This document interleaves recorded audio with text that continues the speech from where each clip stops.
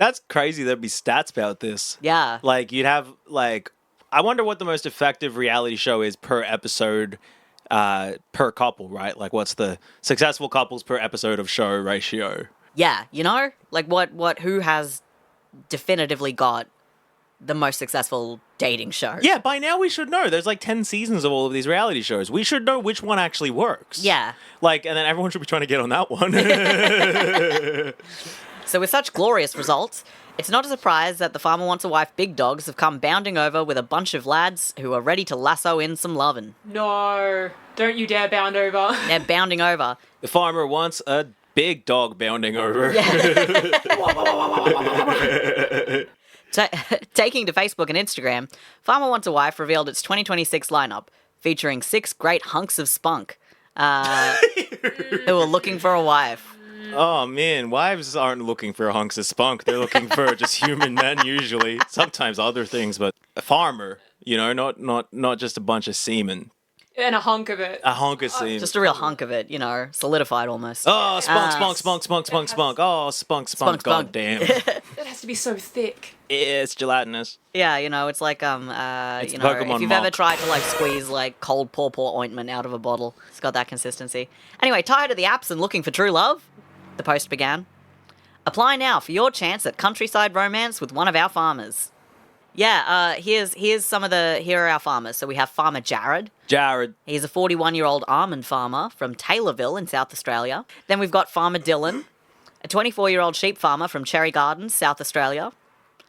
Farmer Alex, a 20-year-old beef and mushroom farmer from Kin in Queensland. What's their Beef and title? mushroom. Beef and mushroom. Yeah, man, you get the cows in through the poops, and out of the poop grows the fungus. God. Oh, no. Make a whole stew with that farm. For incredibly morbid reasons, many folks have pointed out that they've got the perfect person for Farmer Alex, with a comment being like, beef and mushroom farmer, I've got the perfect woman for him, but she won't be able to come to the farm for 20 to life. Erin Patterson is not the first murderer I've met, but she's certainly the most odd. I mean, you know, people are entitled to their sexual proclivities. You know, I mean, let there be 1,000 blossoms bloom. But I ain't spending any time on it.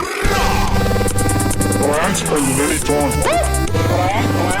But I ain't spending any time on it. Let there be 1,000 blossoms bloom. But I ain't spending any time on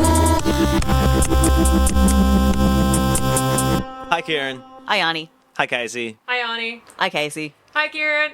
That's the fastest we've done that.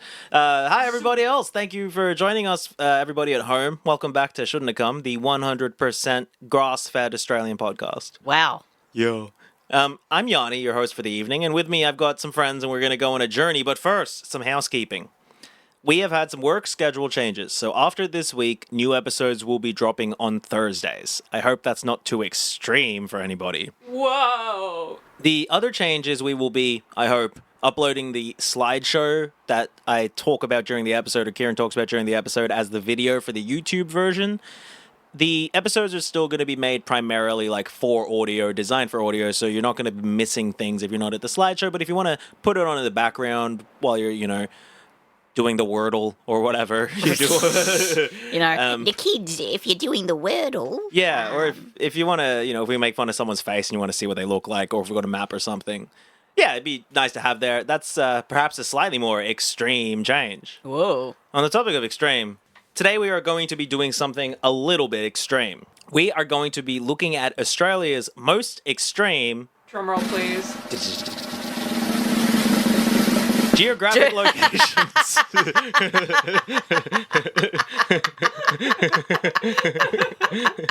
It was geographic locations if you didn't catch it. Whoa, that's pretty hardcore. My socks have been knocked clean the fuck off. And you only just put on new socks. I just put on new socks.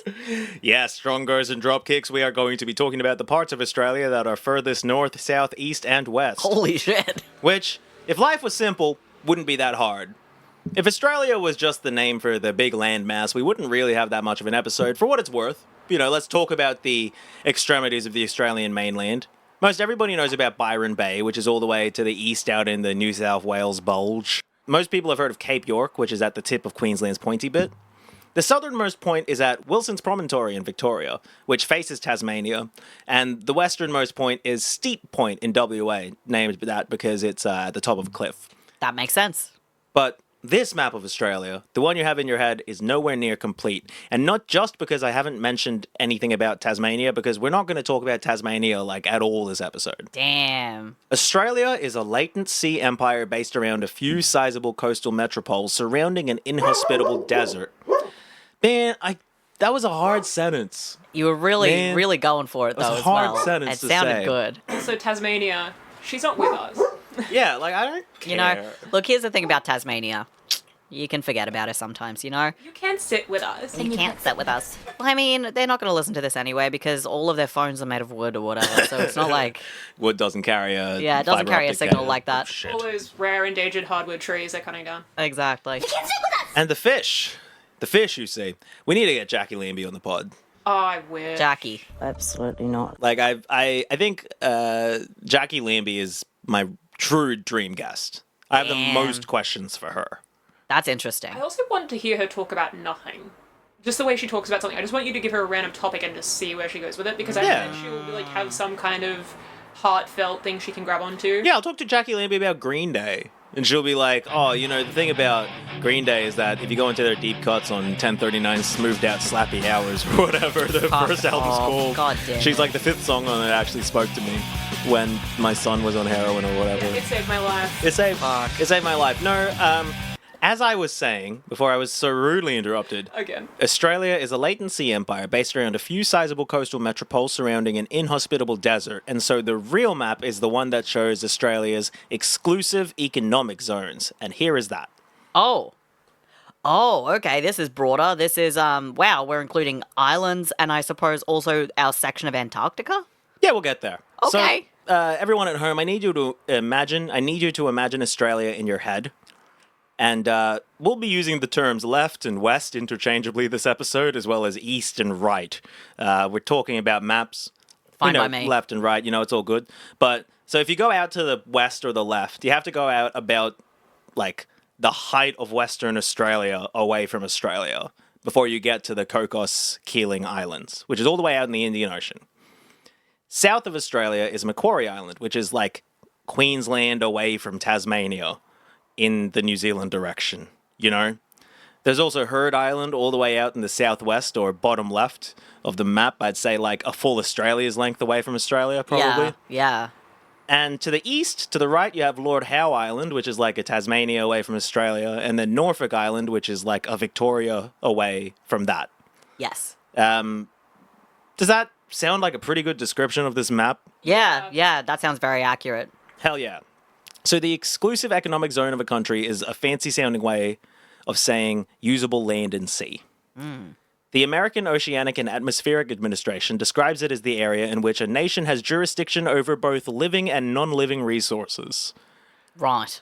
That's That's an interesting thing to say. I guess it's correct. It's also just like living and non-living resources is a cursed phrase. Yeah. I don't like the sound of it. But basically, yeah. Obviously, Australia can do whatever it wants inside, like on Australia. Hence all the new mines they keep opening. Yeah. But it'd be illegal for an Australian company to open up all the way out in the middle of the ocean unless there's some claimed territory around there. So the zone stretches out about 230 miles from any land that Australia controls. 'Kay. So if you have a little island in the middle of the ocean, that's a circle roughly the size of Victoria that Australia can, do whatever it wants with. Australia has the third largest exclusive economic zone in the world. What? Yeah. Not even including the Antarctic territories. Holy shit, who's beating us? I feel like I should know this. I think it's the United States and Canada. Well, that would make Or sense. something, or United States and Russia, or something like that. Yeah, I think it's one of those two. I forgot to actually check that, which is very funny. But yeah, I think the United States because of like the Alaskan territories and all of their island territories. Yeah. Guam, Puerto Rico, shit like that. Yeah, Hawaii and all of the surrounding islands. There's a lot of islands around there. That makes a lot of sense. Damn, that's crazy. Yeah, so we're gonna go on a little geographical jaunt around the parts of the country that we try to keep quiet because it kind of looks bad, And we're gonna start in the direction that I didn't mention, the north. If you keep going upwards from Cape York, you get to the Torres Strait, a group of islands that stretch out to Papua New Guinea. From the big map, you can't really see where the border between Australia and Papua New Guinea is, so we're gonna start by zooming in and having a proper look. Ooh. So, Kieran, what do we have here? Well, the first thing I noticed is there's an island called Coconut One. Oh, those aren't ones. That's I for island. Oh, Yes. okay, cool. I was like, damn, where's Coconut 2 at? When are they dropping Coconut 2? I want to look at a good pair of coconuts right now. Exactly. Okay, so we've got the top of Queensland. We've got Cape York there. We've got a special quarantine zone for the Thursday Island group. Then it seems like we have a series of islands. What, 1, 2, 3, 4, 5, 6, 7, 8, 9 in the Torres Strait protected zone. And then if we move upwards, there's there's a line here, which is the fisheries jurisdiction line, which is that Australia's fisheries jurisdiction line? Yeah, so that line... So that goes all the way to Papua New Guinea's coast? Yeah, Australia's... What the fuck? Yeah, so, and I guess I'll explain for the listener. The borders between Australia and Papua New Guinea pretty much go all the way up to Papua New Guinea, encompassing all of the islands between Australia and Papua New Guinea, which is the Torres Strait. These borders, as well as the Torres Strait Protected Zone, were established by the Torres Strait Treaty of 1978. This was established by Australia and Papua New Guinea from the actual act as good neighbours and in a spirit of cooperation, friendship, and goodwill. That seems suspicious to say, given, what our territory goes all the way up. That would be like if, New Zealand was like, yeah, we get all of the fishing up until, Byron. Yeah. When you get to the Bay of Byron Bay, that's when it's Australia. That's when it's Australia. It's a little bit like that. What the fuck? Yeah, so the line that you mentioned, the fisheries jurisdiction line, Australia has the exclusive rights to any fish south of this line, and Papua New Guinea has the exclusive rights to the north of it. The line, as you'll notice, snakes between Boigu Island and Papua New Guinea. Boigu Island, which is to the south of the line, is an Australian territory, and Papua New Guinea is obviously a different country. But they look like you could see one from the other. Yeah, it's funny you say that. You can. What we're saying for the listener is that Australia has and exerts territorial control of every island to the Papua New Guinea coast, which is known as the Torres Strait. Of note, before we dive into it, the island, you can see on the map, Kieran, but the island of Dauan in the Torres Strait, Dauan, is actually the northernmost mountain peak of the Great Dividing Range. Whoa. So before For realies? Yeah, so before sea levels rose, Dauan, which is maybe 20 kilometers from Papua New Guinea, that was the mountain peak of the northernmost Great Dividing Range mountain. Holy shit. Which starts in Australia. That's crazy. Obviously now it's just an island. So, let's get to the fuckery. Casey, zoom and enhance. All right, what is this? The northernmost point of the Commonwealth. So, what we've just got on the slides is a little map zooming all the way in to the border between Australia and Papua New Guinea. Oh, no. So Moimi Island is a tiny island off the coast of Boigu Island. It's minuscule. It's a couple hundred meters across. And on Google, it's labeled as the northernmost point of the Commonwealth of Australia. Damn. And it is roughly 4 kilometers away from Kasa Island, which is part of Papua New Guinea. Since the 1978 treaty, previously to this, Papua New Guinea was an Australian colony till the 70s. So Yeah. there was that. But there is 4 kilometers of water between Moimi Island and Kasa Island, and the line snakes between that. What the fuck? Yeah. That's insane. Yeah, it means that Australia has this complete maritime choke point to its northern border. Yeah. So, Boigu Islanders, elders of Boigu Island, are actually taking the Australian government to court in a class action lawsuit because Boigu Island, as well as much of the Torres Strait, is sinking under the rising sea levels. Yeah. And they're saying you need to either stop emitting these greenhouse gases or deal with the problem some way or another. But the little note we had on that map on Moimi Island that says that it's the northernmost point of Australian territory, that's not actually true. The actual northernmost point is Bramble Cay. Oh. So even though it's north of the fisheries jurisdiction line, it's an Australian territory, and there's no people on it. It's the actual northernmost point of Australia. It's really in the middle of fucking nowhere. Yeah. It's What the fuck?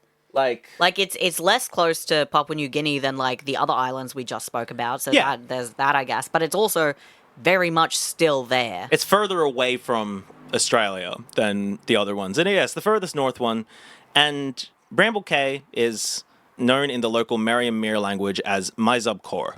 It is a seasonally populated place. People come to hunt and tend to the island some of the year from Irub Island, which is kind of close. Okay. Well, it's seasonally populated by humans. There is also the Bramble Cay melomys, an endemic rodent species on the island.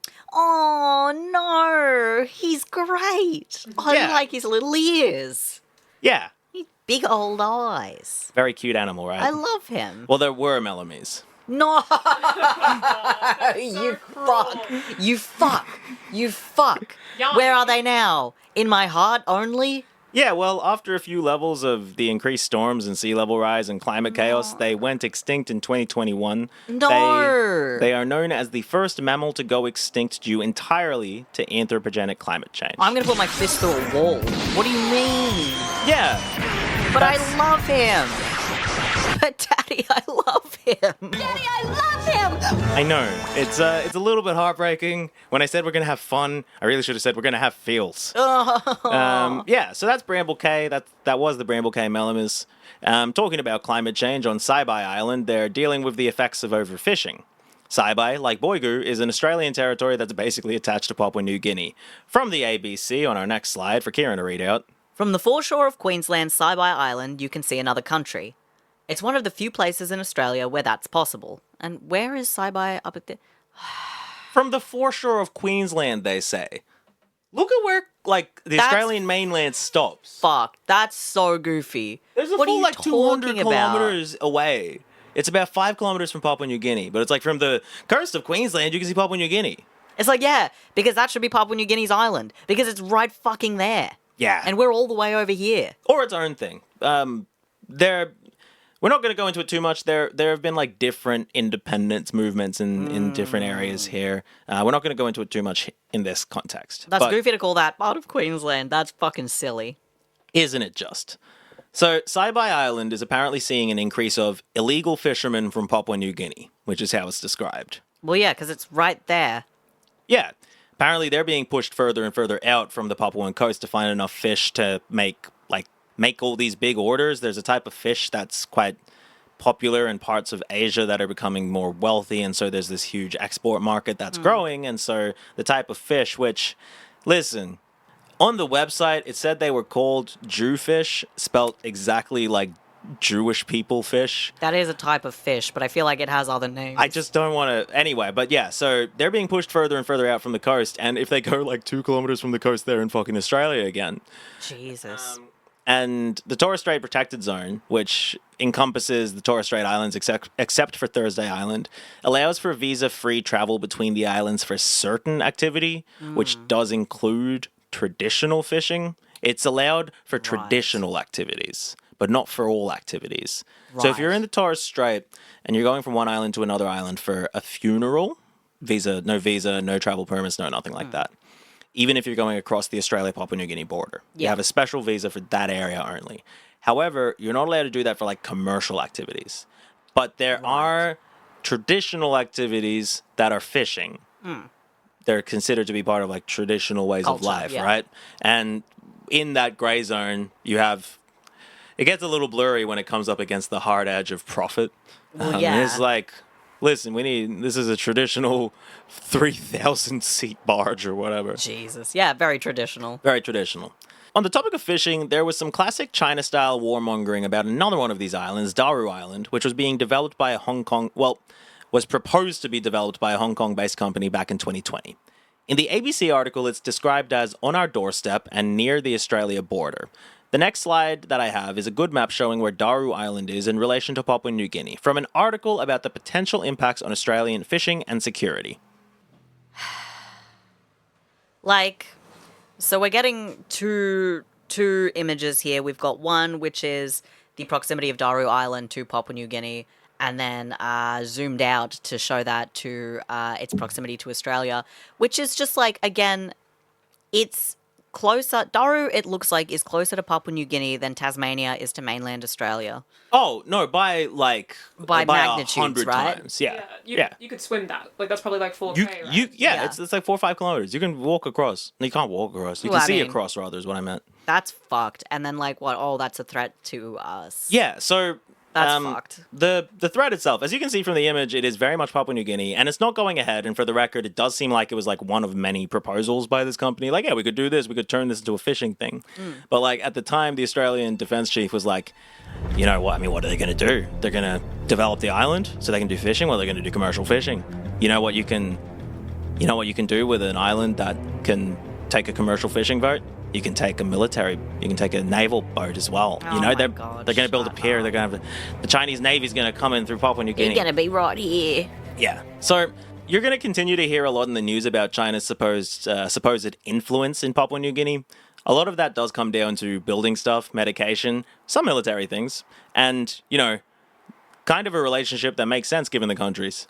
Yeah, and also that's kind of the trade-off you have, like, because Australia does much the same thing. Yes. In the same way that it's like, oh yeah, we'll give you some aid and some infrastructure. We're going to put a cheeky base here. Yes. But, you know, but that's just the trade-off for aid and infrastructure. And also you're going to owe us a lot of money for it. Yes. And that's one of the things that, like, China's, like forgiven Papuan debt. Like, they kind of just, whenever asked, will forgive the debts that countries have to them. They don't restructure them like the IMF tends to do when you're getting, like, loans from Western countries. Yeah. Even from, like, Australia.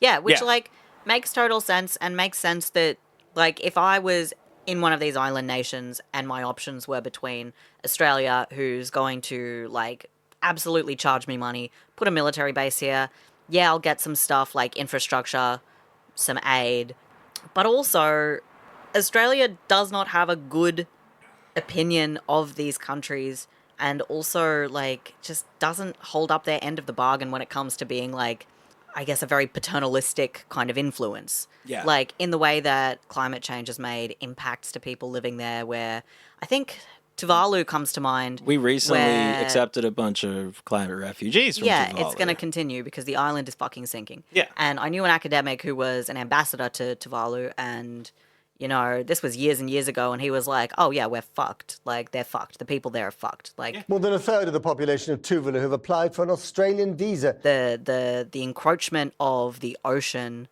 onto the island is, like, quite literally unstoppable. He was like, I don't know what we do from this point, but the government needs to, like, start taking in refugees because Yeah.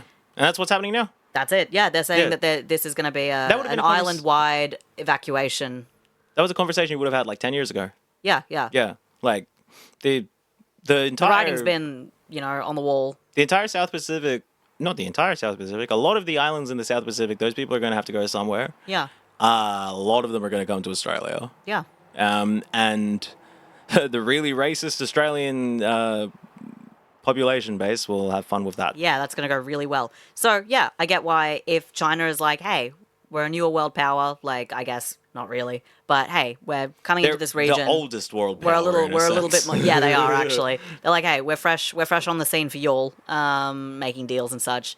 Yeah, here's a deal. We can forgive that debt, and it's like, oh, well, hell yeah, hell yeah, this might just be a better deal. And economically, as you've said, if there's also a lot of, like, trade between Papua New Guinea there's and, like, trade. And yeah. like I hear a lot of people, and I think the deals made by Chinese state-owned companies are way better than the equivalent ones from Western companies. I'm sure you're also going to see, like, big capitalist exploitation. Like, For sure. you see some fuck shit from, like, some of the mines in Africa and stuff. But, you know, at the end of the day, en masse is like, well, we'll build the thing and we won't, like, bankrupt you for it. Yeah.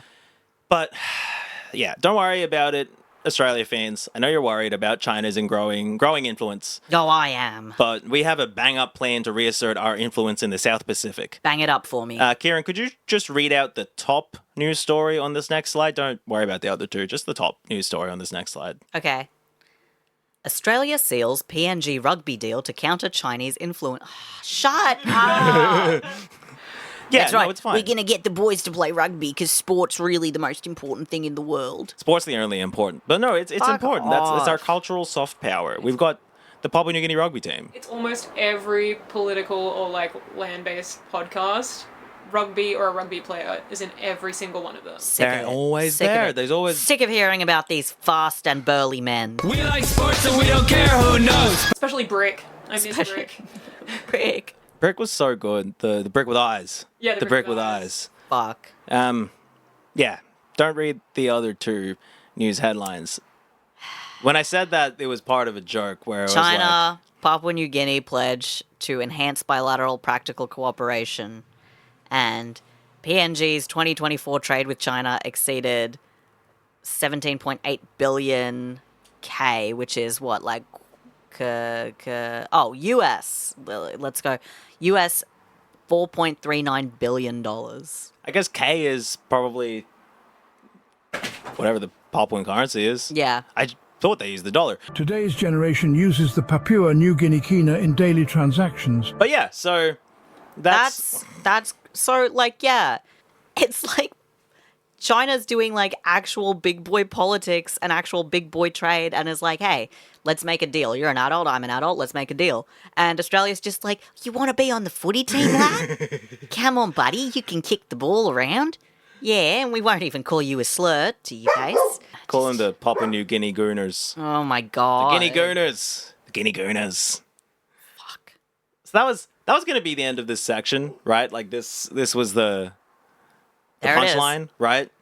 Because I think we've touched on everything and we've gone long enough and we have to travel east. But then I clicked on the article about Chinese and Papua New Guinean bilateral relations and I got really confused, right? So you were about to see a picture of the Papua New Guinean foreign minister and the Chinese foreign minister. Okay. What? Karen, what would you say is going on here? Are you confused like me? Yeah, this is a, I'll say it, a really well manicured Chinese man. He's got great hair, great fit. I like this guy. And, like, the doughiest Australian motherfucker I've ever seen in my life. Receding hair, ass motherfucker. Like, he's not just got a dump truck, he's got a dump fleet. Like... He's got a Clive body. He's got a Clive, like, for a moment I was like, it's not Clive, is it? It's not Clive. Oh my god, if it was. Ever seen a fat boy in a big body? I hadn't actually paid attention to... Justin Kachenko? Yeah, Justin Kachenko, yeah. Why is Papua New Guinea's foreign minister a white guy named Justin Kachenko? Yeah, why the fuck is that?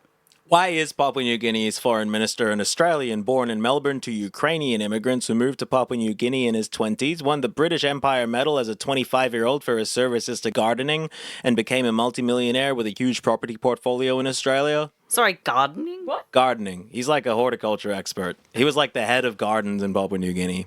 The head of gardens is a... At like 27 or something. I think he had a more official title, but he was like the head curator of gardens or whatever. Is there a medal?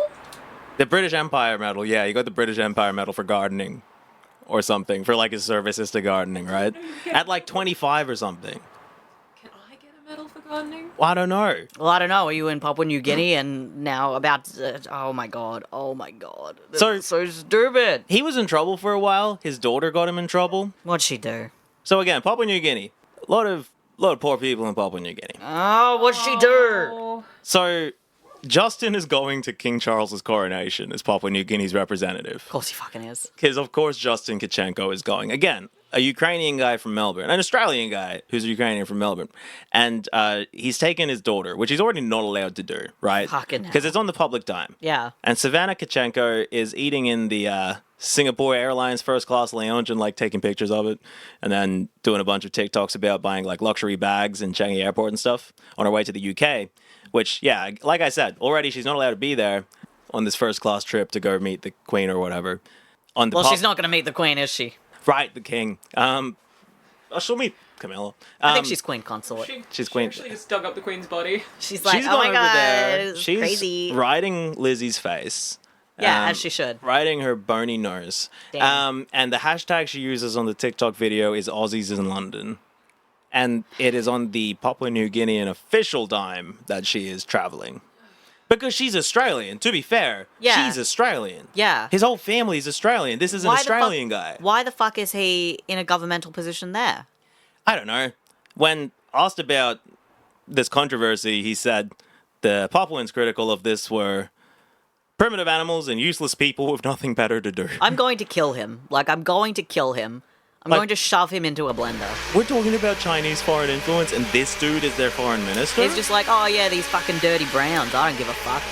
What They're the animals. fuck? And it's like, what the fuck? Anyway, so that's now going to be the end of this story, because this is the guy I've been waiting to tell you about this guy. I hate him so much. I want to rip him in half. Like, I want to grab his cheeks and rip him in half. Like, He's so infuriating, and he doesn't seem particularly popular, but well, look at him. for some reason he's crucial in politics for some reason or another. Like, he seems to exert a great deal of influence, because he, like, retired after that incident with his daughter, and he's back now.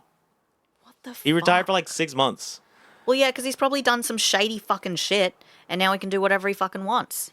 Yeah. So anyway, that's Hey, Justin, you're a dog. That's Justin Kachenko. But let's leave the Taurus Strait and start our clockwise jaunt around the country. A 23 or so hour series of flights later, we will find ourselves landing on Norfolk Island. out in the Norfolk east. Island. Do you know anything about Norfolk Island? Nothing. Well, maybe. What do you think you know about it? I don't know. Is that the island with all the white people? You mean England? I do. No, yeah, Norfolk Island is one of the islands with all the white people, but I think it's not the one that you're thinking of. No, probably not. But that one will come up as well. Oh, good. You know Norfolk Island? Other than when I told you about it 2 days ago. I mean, I'm not American, but I plead the fifth. Okay, cool. In Australia, the Fifth Amendment gave Indigenous people the right to vote. I will plead that every day. Hell yeah. So here's some interesting things about Norfolk Island, right? Kingston, the capital, is actually the second oldest white people settlement in Australia. Damn. Wait, that doesn't make sense because it's in the middle of the fucking ocean? Yeah. Don't worry, whatever. There's about 2,000 people who live on the island, and the older ones speak a Creole that's called Norfolk. Karen, I was hoping to get you to read some Norfolk for us. Okay. Okay, well, this just says Norfolk. Yes, the language is spelled Norfuk. It's Norfolk. Yeah. And here's some No fucking way. fuck. Here's some sample text in Norfolk Okay. for you to read. Okay. Should I be okay? I'm gonna do it. Norfolk is a Creole language spoken in Norfolk Island and is descended from to Pitcairn language and to settlers from Pitcairn Island. It's a mix of Old English and Tahitian language, with English making more influence.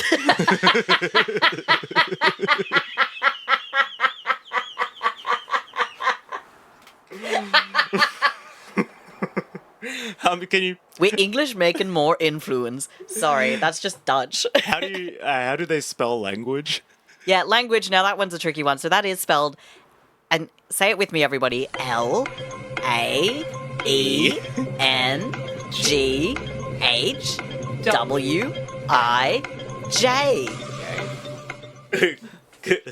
Island is spelt kind of like AILEN. It looks like alien. You know, it looks a little like Eileen. Press it, you'll get the translation, but I think Kieran got it all. Norfolk is a Creole language spoken in Norfolk Island and is descended from the Pitcairnese language of the settlers of Pitcairn Island. It's a mix of Old English and Tahitian languages, with English making more influence. So there's like a Norfolk Wikipedia that has like a few articles That's on it. iconic. And there's a huge argument about like whether it's gonna like remain or not, because like none of these articles were written by anyone in Norfolk Island. I love looking into Wikipedias like that, where it's just like, hey, this one article has been translated into like every language possible. Every language. This is not relevant to the podcast. Who was it that we looked up? There was like a YouTube video and it was like, hey, this one guy's stuff has been translated into every single... Corbin Bleu. It was Corbin Bleu! Yeah, Corbin Bleu's Wikipedia page is like really translated. Yeah. Corbin Bleu from High School Musical. The actor. For some reason, his Wikipedia page has been translated into every language. Okay. Yeah. Yeah, it's kind of weird. Yeah. Also, there's that kid who was like, he was like making like Scots Wikipedia, but it was all just like kind of racistly written English in a Scottish accent. And like he had like hundreds of thousands of articles or whatever, and then they were like, wait, this isn't Scots. This is just like racist English. You can't stop me. So I found this cool report about the history of Norfolk Island. Here's some of the surviving descriptions of life on this idyllic, subtropical paradise in the 1800s for you to read, Karen. Okay. The title is The Terrors of Norfolk Island. All right. A machine for extinguishing hope, and a place of perverted values where evil was reckoned to be good and where the unbelievable became the norm. A miasma of sin, where horror and vice beyond sane imaginings grew like poisonous fungus on a dung heap. A place of brutal extremes that made degradation and despair the dominant characteristic of convict life, and where death itself was to many a welcome visitor. A place of hard and incorrigible old lags, some of whom were criminal lunatics, others half-crazed, warped and perverted in mind and body, or mere brutes of low mentality, or rotten with every vice produced by the degraded instincts of the worst types of subhuman beings. That was an incredible reading. Yeah, that was Thank you. fantastic. I also almost closed my eyes and imagined a 1940s black and white horror film. Or, Yeah. like the ones that were just when they started doing audio. Yep. I'll put some filters on it and stuff, Hell make yeah. it sound kind of old. What the fuck? Yeah, so Norfolk Island has this pretty bad reputation of where the British Empire send the worst of the worst of the worst of the worst, if I'm getting the chain right. Okay. So the worst go to Australia, right? Yep. And then the worst of them go to Brisbane, and the worst of them go to somewhere terrible like Logan, and then the worst of them go to Norfolk Island. Damn. Yes. Now, if you know anything about the British Empire, they had a very loose definition of what was considered worst or even crime. Yeah. Because their real goal was to establish settlements with as many working-age men in as many places as possible to allow Australia to embiggen and start producing. Yeah. Even the idea that Norfolk Island was for people convicted of multiple crimes isn't true. The cool report I mentioned did a study of 6,458 convicts on Norfolk Island, which was 3 years of arrival, I think, and they found this breakdown. So there were 2,590 men who were sent from New South Wales, so double convicted, 1,703 men who were sent directly to Norfolk from England, 1,270 who came from Tasmania, 730 who came from England as part of this prisoner rehabilitation experiment led by a guy named Alexander McConaughey. Oh my god, of the Alexander McConaughey Centre in Canberra? Yeah, Bruh. yeah, and 165 freeborn or native Australian men. Damn. So, regardless of where they all came from, you'd think that all 6,500 of those people must have killed, maimed, and raped entire villages, but that's not true either. So the report I've been mentioning by Tim Cowser at King's College London has this breakdown of all the offences that sent people to Norfolk Island. Now, before we look at this, I want us to remember a couple of things. Okay. One, you can't trust a cop now, let alone a British cop in 1825. God, no. So who knows what actually happened? And two, it looks a lot like the youth crime breakdown from a few weeks ago. Oh, fuck. Here is the crimes for Norfolk Island. All right, what have we got? Nature of offence. What's the top one, Kieran? And then I'll talk a little. The top one appears to be, of course, offences against property, non-violent. Yeah, so out of all of the most... 64%? 64% of the prisoners were for non-violent property offences. We're talking about things like burglary, pickpocketing, stock theft, or whatever. There is a guy who was sent to Norfolk Island for the theft of a single duck. Wow. Holy shit. You'll also see right there at the top, as in not most, but highest up on the list, the top thing there. Acquitted in court, but sent anyway? Yes. So it's only a couple of dudes, and one of them was sent over because he had gang connections. They're we can't let him loose because, And the other one, his name is Giuseppe La Barbica, or Barbica, or whatever, right? And he stabs a guy named Stephen Steventon. What? To death. He deserved it. Well, that's the thing, right? At Morden Bay. It's hey, what's your name? Steven Steventon. And he's like, nah. Apparently everyone else in the prison was like, nah, Giuseppe didn't do it. Because I guess everyone wanted Stephen dead. Hated this fucking Everyone guy? So they're like, hated nah, Steventon. none of us saw who did it. Because of his stupid fucking name. Why is Giuseppe covered in blood? And they're like, he had a nosebleed. Leave him alone. So it's entirely possible that he didn't do it, obviously. We are relying on the word of cops. But that is what is being brought out, that he stabbed the guy to death in, the Moreton Bay penal settlement. Yeah. And the community was like, meh. It's fine. I but mean, it was better dead. But they were basically like, yeah, we think he'll be acquitted in court, but we're going to send him anyway. Fuck.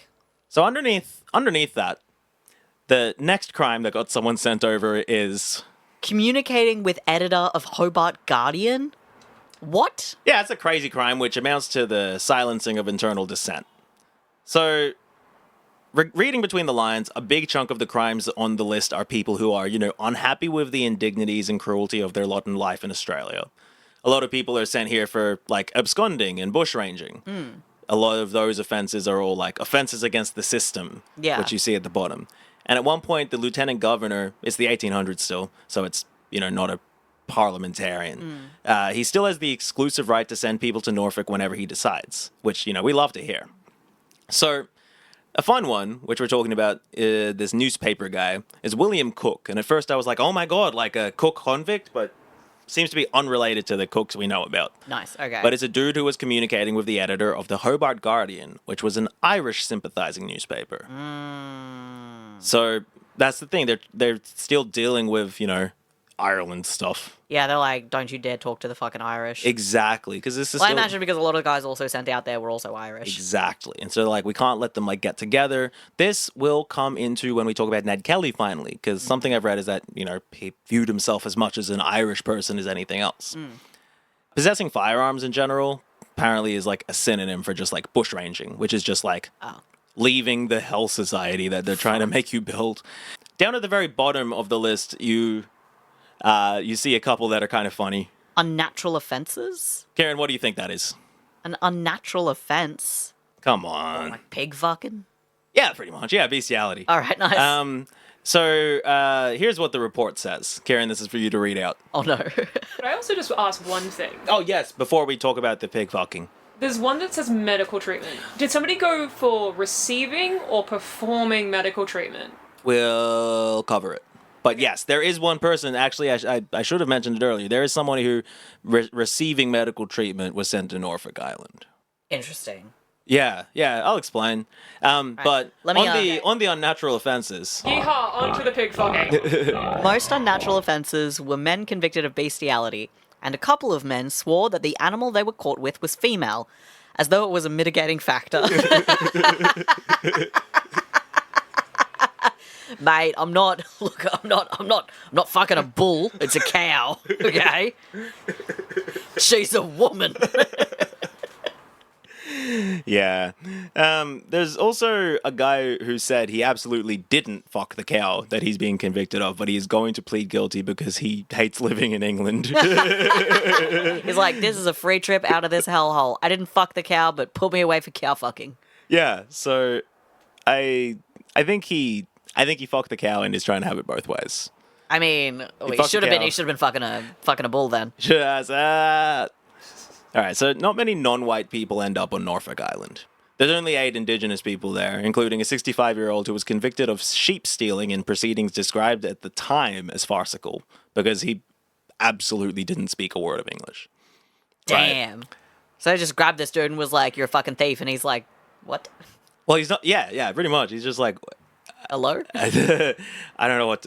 I don't know. I can't imagine what he thought. he was like wearing a sheepskin. He's like, I don't. Hello. Hi. Like, there was a sheep. You guys brought these sheep here. It's like, yeah. What are these? Like, I mean, I guess also it's like, I mean, this is a few years many years into the occupation, but. I don't think about how sheep would have been just like, what are these? It's like, hey, what the fuck is this? Why is this thing so? What is this hairy bitch that you brought here? Why is there hair everywhere except its head? Yeah. And why are there so many of them now? Confused. Don't like the way it has no toes. Why hasn't it got no toes, man? Dislike that. I think that's roughly the story for a few of the indigenous people on the island. There's also 2 Muslims there who are, probably they're both roughly slaves, right? One of them is Mira Sheikh, who's originally from Mauritius, which is British Mauritius at this time, and he's the one who needs medical treatment. He's a slave, right? So his master or whatever took him to Hobart, and he's really sick and dying in Hobart. And they're like, oh, maybe we should send him somewhere a bit nicer, like where he's from. Well, we can't send him back to Mauritius. We'll just send him to the prison island. What the fuck? Norfolk Island, and it seems not to work. And here's shit. Well, here's the kicker. Here's the kicker for me, at least. Guess where the other Muslim on the island was born? Australia. No. Is it also Mauritius? No. It's Calcutta. What? The city my family's from. We're fucking everywhere, I swear to God. Holy shit. This is deeply scribbly history, but it does seem like Bukash, who was a cook/servant by trade, was born in fucking Calcutta, which is, modern-day Kolkata. To be fair, it was still Calcutta, and it was still the capital of the British Raj at this point. So it makes sense there's a guy from there, but it also was just unnerving for me to be like, there's a motherfucker from, like, There's like a fucking here? Bengali. A Bengali guy here? Yeah, of course there is. So all these motherfuckers out on the island in the middle of nowhere. Some of them stay for months, some for a few years, and eventually you have a bunch of rebellions, none of which work. There are 6 rebellions between 1826 and 1846. In those 6 rebellions, the convicts managed to kill 12 soldiers. 56 of the convicts were hanged or otherwise died in the attempts, and the one time they left the island, they drowned at sea. But can you blame them? I mean, they tried their best under difficult circumstances. Yeah, and also, a quick question, I'm sure you'll probably mention this anyway. Were there any women on the island?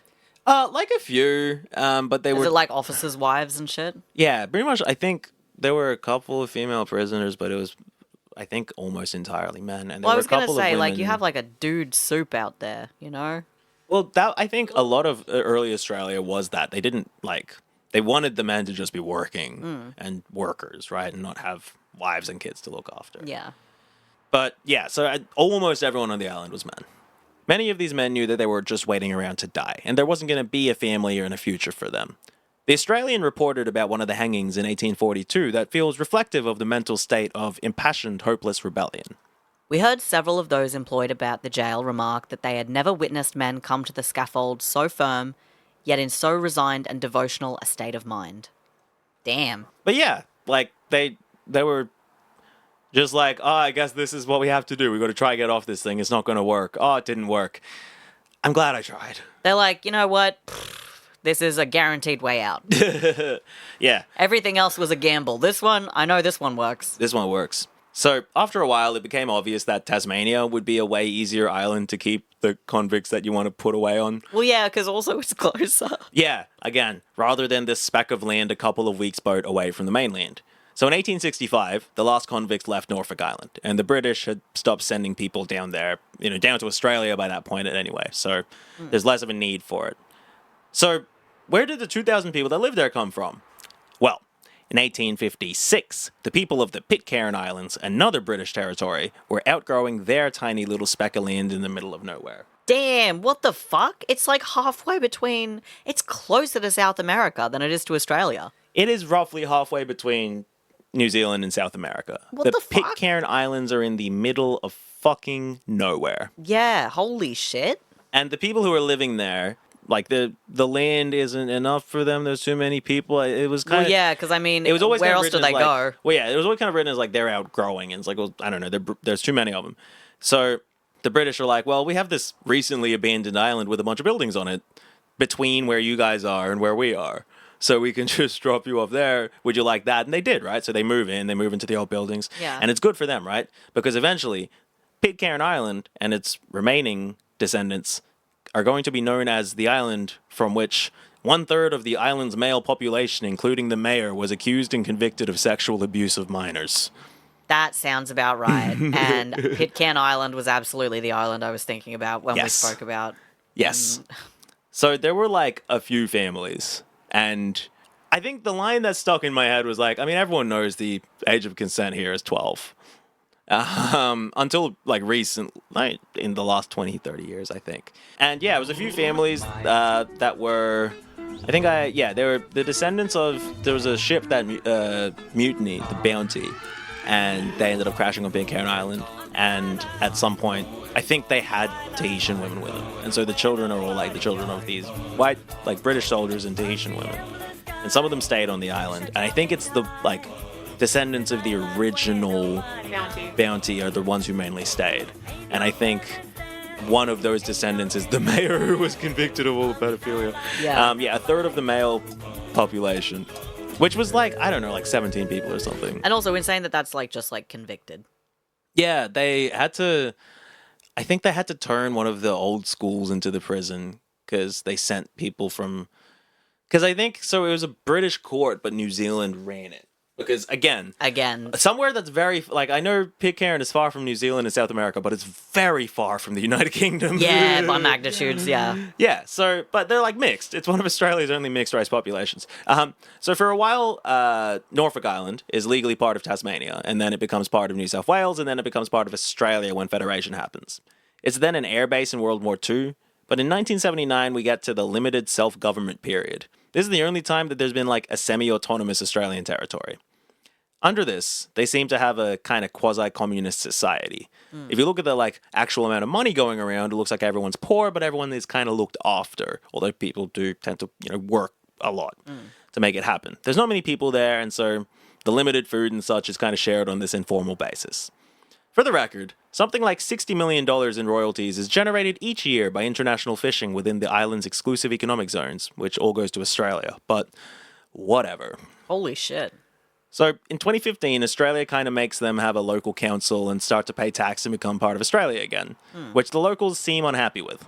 It's not that complicated a story. The people want to be left alone, but they also are an aging population that require more medical services in the way that Australia administers itself. So they're also losing tourists because of their GST and fuel levy, and Fiji's just a lot cheaper and Bali's a lot cheaper. But Norfolk Island now votes in the electorate of Bean, Australian Capital Territory. Holy shit, they vote in Bean? They vote in Bean, all 300, I think there's only a few hundred eligible voters or whatever. Fuck off. Jesus Christ. So because it's like a federal territory, it's administered through Bean. So in 2019, the island did a survey of 457 residents, out of about 2,000 in total. They found that about a third of people preferred free association with New Zealand, which is, free association is you are independent to an extent, but there's a specific country that you have a lot of lax rules with in terms of trade and travel and stuff like that. Cool, so like in the way that Australia has with New Zealand? A bit more, right? Yeah. If you a bit more, but a very close relationship that's not independence, but not like a colonial relationship. Okay. So about 37% preferred that with New Zealand, and then 35% preferred that with Australia, and then 25% preferred independence, and then only 3% preferred like full integration with Australia, becoming a part of Australia, which is what's happening. 6 guys. 9 people, I think. Damn. But the survey was done by like the mayor of the island, so he might have also been selecting people specifically as well. Yeah. Like he seems like a slimy guy. But it's certainly more consultation than they seem to have got from the federal government, who are open about the challenge of helping people understand a system where they've never engaged with bureaucracy before. Why are you making them? Yeah, like honestly, like just do what we do with Sentinel Island, Sentinel Island. Leave them just, alone. Like, just fucking leave them out there. You can fly a copter over every so often. They're all naked with spears. And it's just it's like, all right, 6 months. shit, they're alive. It's fine. They're fine. Just leave them. If you remember the time in the 1980s when the French did a state terrorism on a Greenpeace boat flagged in New Zealand, do you all remember this? Not at all. Oh. Their methods were the methods of the French combat diving school, and their weapons were limpet mines. The blasts ripped a hole through the Rainbow Warrior's engine room. Right, there was a Greenpeace boat flagged in New Zealand that was on the way to protest French nuclear tests in Mururoa, which is kind of close to the Pitcairn Islands. You'll notice nowhere near France. Yeah. Middle of the Pacific Ocean. One guy was killed, and they bombed a boat. How long France. ago was this? Oh, the 80s. Oh, okay.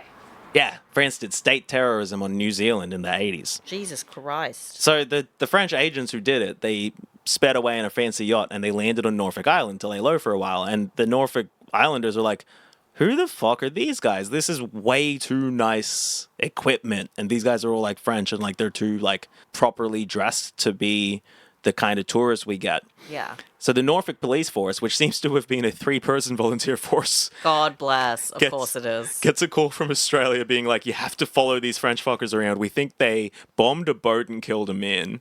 Oh my God, can you imagine? And so it's like, in no circumstances are they be allowed to leave the island, especially by plane. Yeah. The Australian police is like, I think Bob Hawke calls them. It's just like, we think they've like killed a Kiwi. And So- what the guys on the island are like, well, fuck, man, what are we supposed to do? So they're doing their best, right? They're like, we're going to send some cops from New Zealand that are like proper cops. But until then, don't let them leave. So they're just like following them around, being like, hey, welcome to Norfolk Island. You guys want anything? You want to come see this room? Yeah, no, go in further. Go further in the room. go No, in there's there. something really good at the back. Just keep going in. They've All just the way in. put a little A4 sheet of paper that says prison on top of the sign that previously said like post office. You know, library. So the Norfolk Islands Customs Administrator thinks that Australia was pressured by France to let them go because, like, they were given a day once the New Zealand cops arrived to make the case.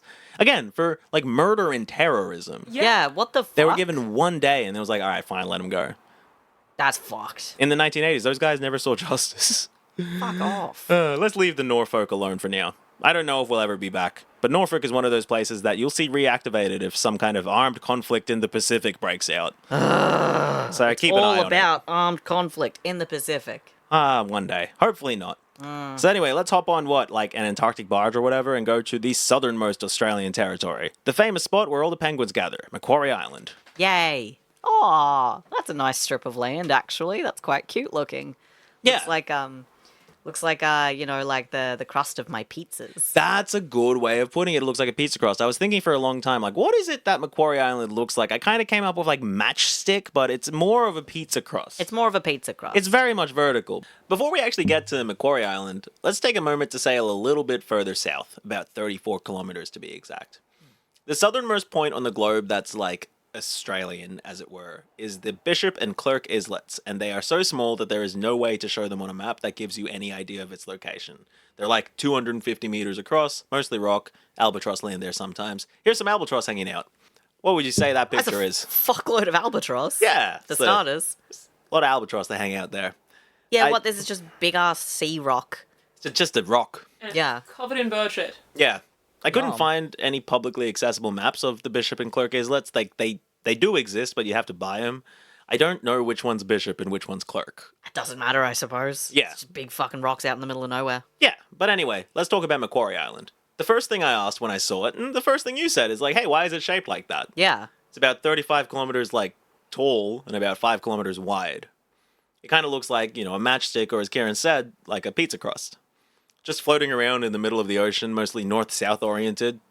And it's because it's actually the tip of a mountain range, most of which is undersea. Oh. Similar geological processes are happening at Macquarie Island that produce New Zealand. You have two continental plates or whatever grinding against each other, sort of squeezing a mountain out of the ocean floor. Macquarie Island, thus, is really the tallest point in the Macquarie Ridge, and the Bishop and Clerk Islets are two of the similarly sized peaks. If you draw a straight line out from New Zealand's South Island, you'll kind of hit Macquarie Island, and if you keep following it, you'll find another couple of random rots jutting out of the ocean. That's basically the border between the Pacific Plate and the Australian Plate, which both slam into the Antarctic Plate after a few hundred kilometers south of Macquarie Island, which creates a triple junction. This image from Macquarie University talks about the Macquarie Triple Junction and gives us an image of Macquarie Island. Damn, okay, so we have, the Australian plate on the left, we've got the Pacific plate on the right, and then the Antarctic plate at the bottom.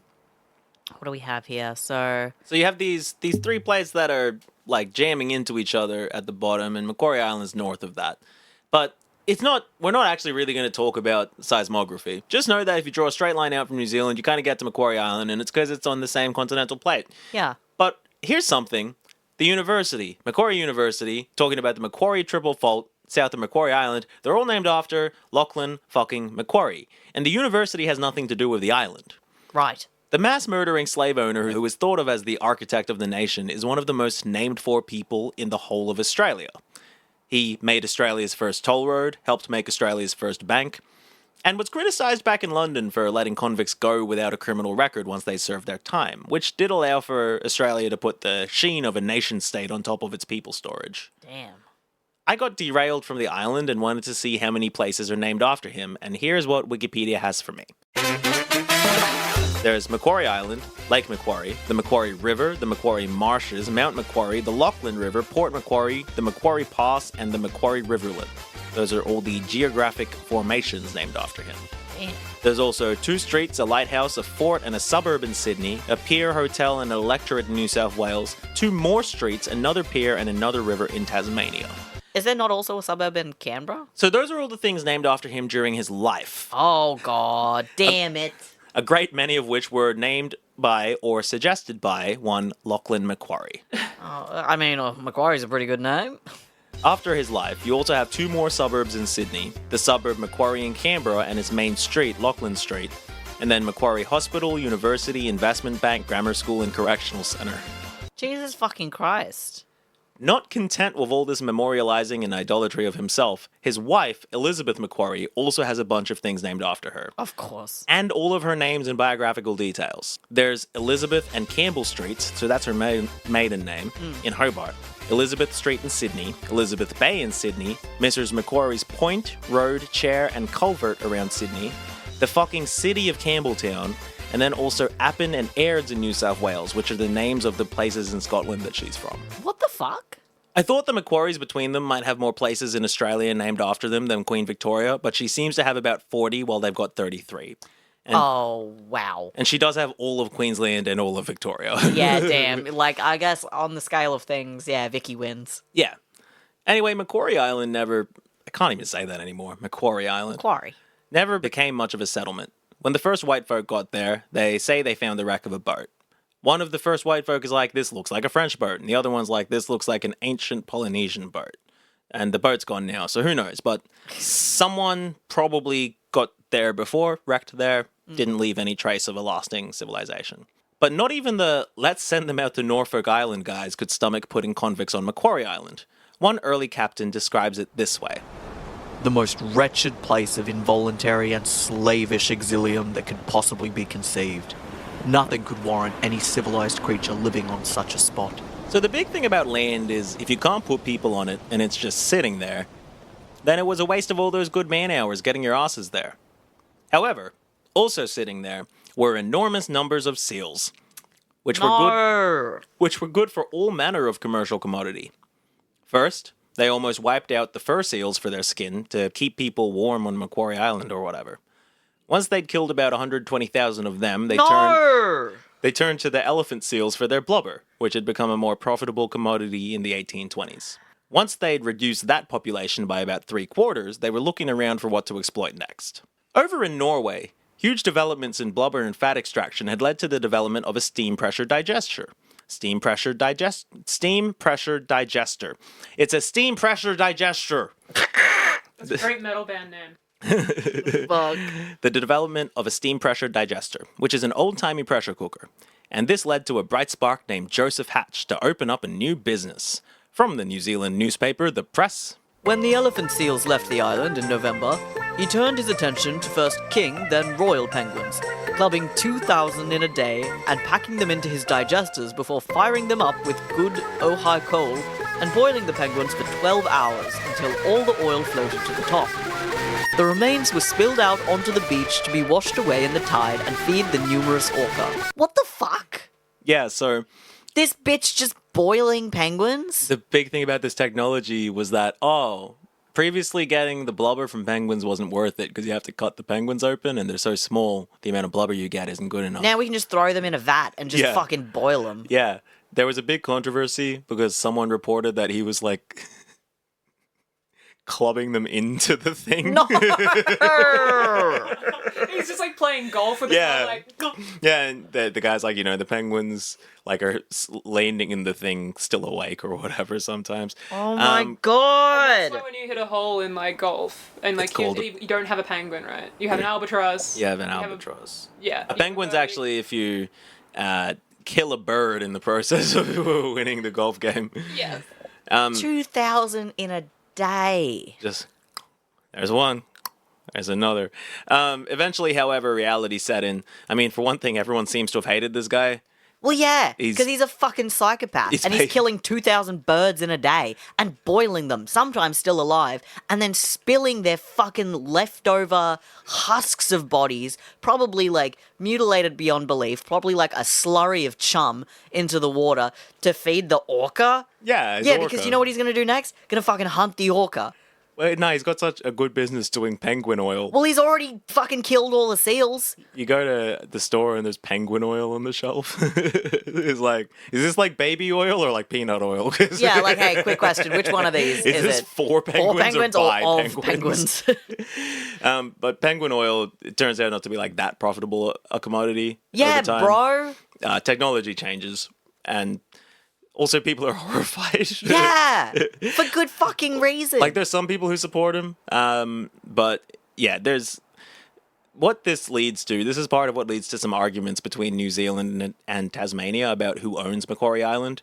But this is the settlers fighting for pieces of the pie, so I don't care about that shit. Fair. Eventually, Macquarie Island becomes an ecological reserve, which means we're going to start the second wave of Macquarie Island killings. No, why? So when the people came over in the first place, including that guy, right?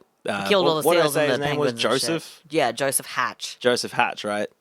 So they bring rats and mice. They come on the boat, right? So there's a bunch of rats and mice on the island. So obviously they bring cats to eat the rats and the mice, right, off the island. And then I don't know why she swallowed the fly. Well, then imagine if that lady, while she's doing all those things, like unrelatedly, was like, you know what? I'm hungry. Let's get some rabbits and birds that we can hunt. We'll breed them for food. So they eat a bunch of the vegetation and they kill off 2 of the native bird species. Fuck me. It's estimated that the cats are killing about 60,000 birds a year. So over the 15 years from 1985 to 2000, 2,500 cats were killed to save the birds. Of course they were. This largely seems to have been a shooty pow operation. This, however, also saved the rats and the rabbits. Of course it did. Which keep eating the really thin grass layer, which means the island's falling apart. It leads to the amazing ABC headline, "Rabbits Blamed for Penguin Deaths in Landslide." Yes! The rabbit and penguin war by association. In a landslide, like it was a really bad defeat in a sporting game. It was so bad that the just island dissolved. The island's just, because like there's not much vegetation that holds it together. It does look like a strip of land. It almost looks like somebody man-made like an airstrip and then deserted it. It looks fake. Yeah. It looks so fake. Oh, Kieran's going through it. There's so much animal death in this. We're mostly done. I'm just going through it, not only because of the animal death, which is obviously horrendous, mostly just the absolute audacity of humanity. Once again strikes me, and I'm like, damn, just the absolute choices. How? There's no way to even think of what question I want to ask, which is, how do you even get to the point of being like, okay, we're gonna save the birds, but to do that, we also have to get rid of the rats, so we'll bring in cats to kill the rats. Okay, alright, that's a dumb idea, but I get it. Like, okay, you need to introduce a predator to do the thing or whatever. That's poorly thought out, but well-intentioned. And then, just like, hey, you know, while we're putting cats here anyway, let's also put in some rabbits and some other birds, ones we are allowed to kill. And it's like... That's the worst thing. Wait, it's like, what are you talking about? You're putting them there to kill them? Yeah, they clearly understand the idea of trying to keep balance. And then they're just like, but let's just throw it off. Fuck it anyway. Yeah, you know, it's like, oh, this won't change anything. Are you dead stupid? Like, how do you half know what's going on? How do you only half know? Oh my god. Well, we have to be able to hunt. Yeah. It's also really, really weird that this is also in the same story as the bestiality stuff. So, like, somebody fucks a cow and gets sent away for their life. Yeah. This guy kills thousands upon thousands of animals. And it's just like, he's gross, but we're not going to do anything. He's an entrepreneur. Makes a bit of money. Yeah. Well, I mean, hey, yes, he clubbed them into the big vat and boiled them alive. But he didn't fuck them first. If he'd fucked them first, well, we'd probably, make sure that that's a girl penguin. And B, probably couldn't get as much money, because, better be an empress penguin. Better be an king penguin. That's a king. Oh my god. In 2007, the Australian and Tasmanian governments funded a full-scale pest eradication of Macquarie Island, about $25 million. So first they did mass baiting, and they were like, some of the birds will die, but not, it'll mostly not get them, but it mostly got them. So they stopped doing the mass baiting. What? So then they released a disease that makes rabbits hemorrhage. The rabbit hemorrhagic virus, which they keep trying to release into Australia. And then, funny how this works, because rabbits breed so frequently, their breeding cycles are so extreme. Turns out, when some of them turn out that they're immune, those ones will just breed, and then they're all immune to the virus. So they had to bring in some more shooty, and then they brought dogs, trained by Australia's most famous dog guy, Steve Austin. Like Stone Cold Steve Austin, the wrestler. For some reason, Australia's most famous dog trainer is named Steve Austin. Stone Cold Steve Austin. He does a lot of ecological stuff. He trains dogs to hunt, like, pest animals. As of 2024, the island's ecosystem is closer to what it was before all this shit happened than it's ever been. Because the rabbits are gone, and the cats are gone. A couple of the birds are gone. However, they weren't coming back anyway. And the original birds are coming back. So, things are going well. That's Macquarie Island, the southernmost Australian territory, kind of, whatever. A true and emblematic story of Australia and our response to ecological issues. Well, it's the largest ever pest eradication program. Yeah. Mainly because I don't think they gave a fuck about collateral. Yeah. They made it happen in the end, Now, I don't know, it's weird. It does seem like things are okay there now. They're like, yeah, everything's kind of growing back. All the animals are coming back. Things are good. Hell yeah.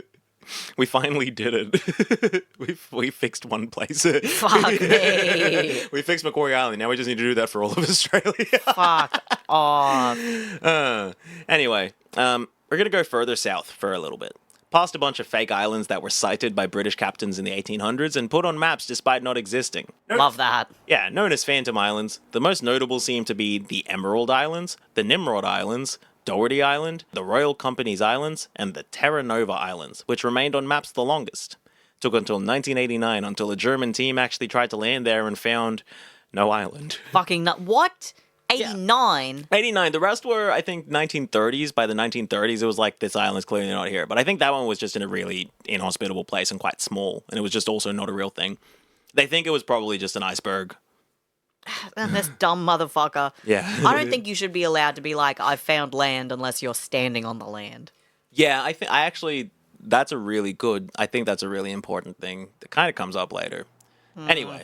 So finally, we do get to the big ice floe that the Earth precariously balances on.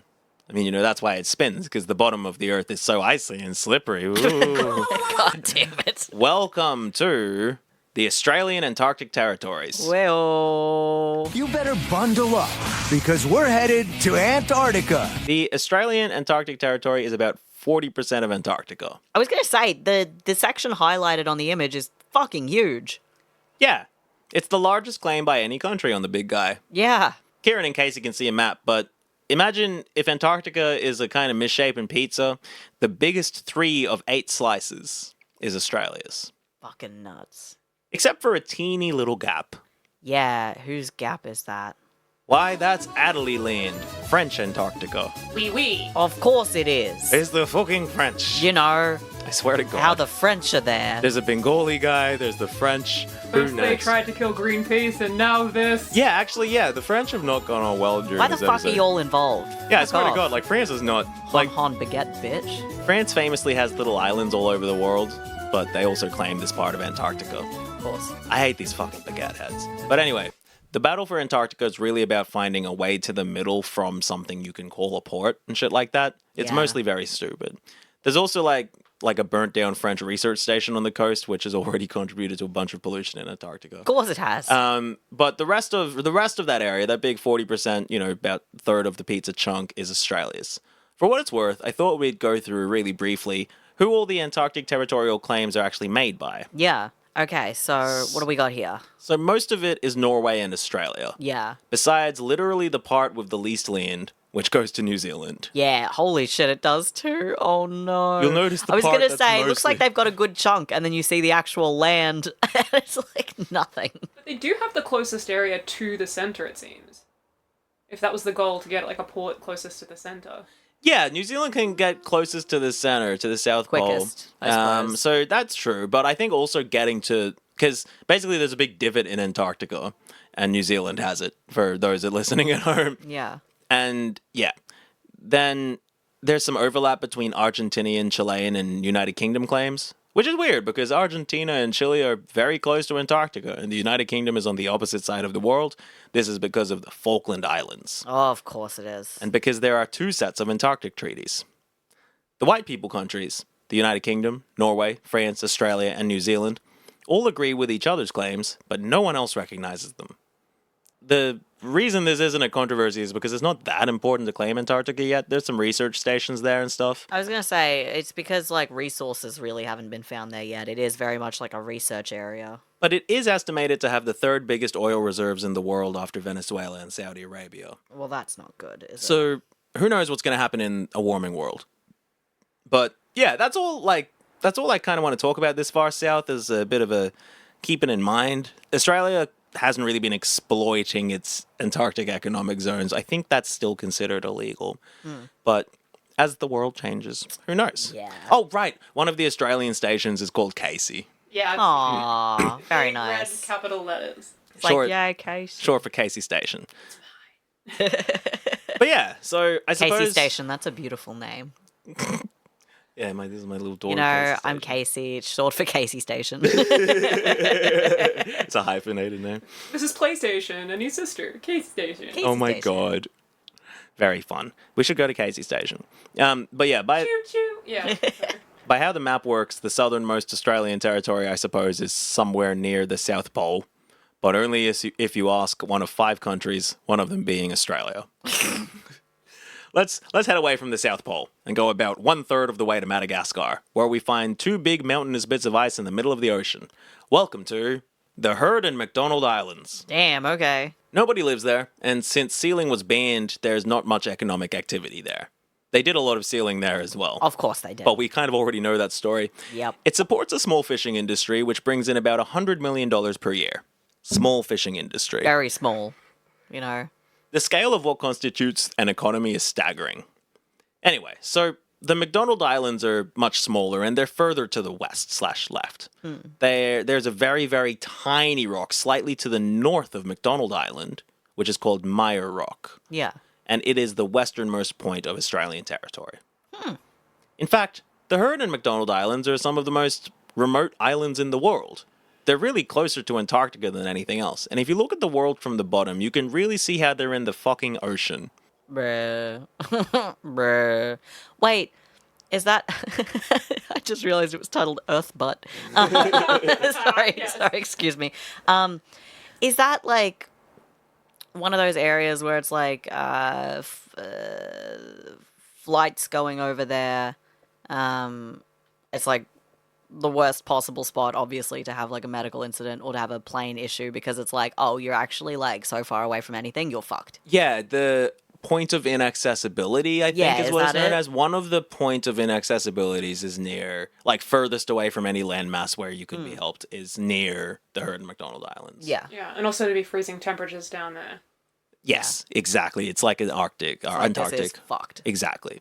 So the little speck of land that you can see from space, if you look in the direction of the Heard Islands, is actually the Kerguelen Islands. Oh.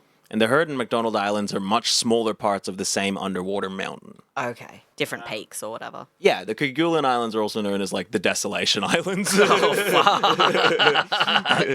Damn. And Sounds promising. They are a French territory. Of course they are. The irony of Heard Islands is you'll never be heard from again. You will never be heard from again. However, the isolation of the Heard and McDonald Islands means that they produce 2 things which are the same thing that make them important from extreme Australian perspectives. One of them is the most extreme of all geological feature. Both Heard and McDonald Islands are centered around active volcanoes, which don't exist anywhere on the actual Australian continent. They regularly erupt these days. Heard Island's kind of always erupted, and McDonald Island had been dormant until 1992, but since then it's been going every few years. The other extreme thing Heard Island has is Big Ben. Big Ben is a mastiff, which is basically like a big mountain with a bunch of, like, mountain tops. I was about to be like, they've got a big dog on the island. I love that it's like, we have these active volcanoes, nobody goes out there. Also, there's this dog. We have this also, volcano Big dog. Ben, the coolest dog in the world.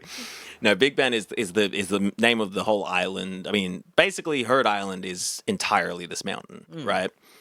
And much of these mountains are volcanic, and one of these mountains is Mawson Peak, which peaks out at 2,745 meters tall, which makes it Australia's tallest mountain. Of course it is. Oh my god.